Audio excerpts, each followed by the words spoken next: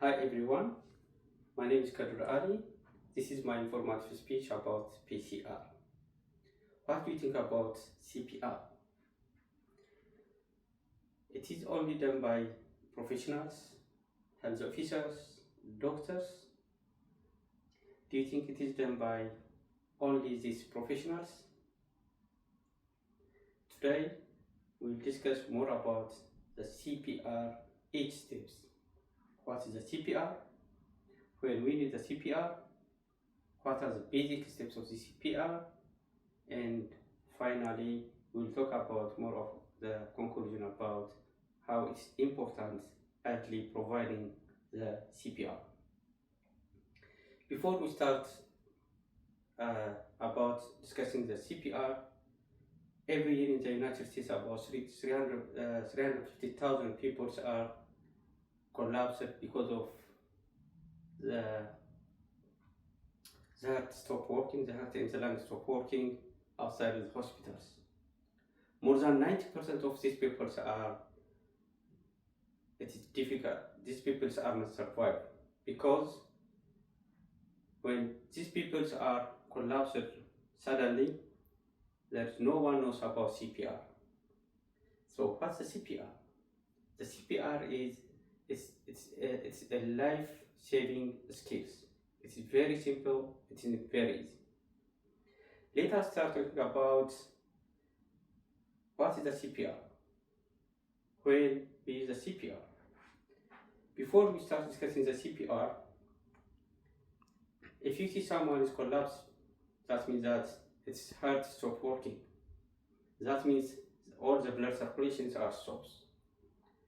Within 5 or 6 minutes, the blood transportation from our heart to our brain stops. So within this 4 or 6 minutes, our brain starts to die. So our brain starts to die means we are almost dying. So the importance of CPR is that we are still making or pumping, try to manually pumping our hearts to restart our blood circulation. This oxygenated blood transfer from our heart to the brain, then we start breathing. The person which collapsed starts breathing. So we push at the chest. It's very hard. We push at the heart. It's very hard, and we restart our blood circulations.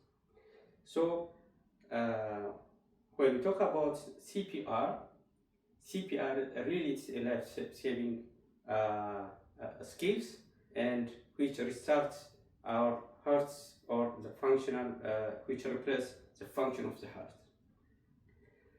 So when we need this CPR, if the person is collapsed, if the person stop breathing, if the person is stop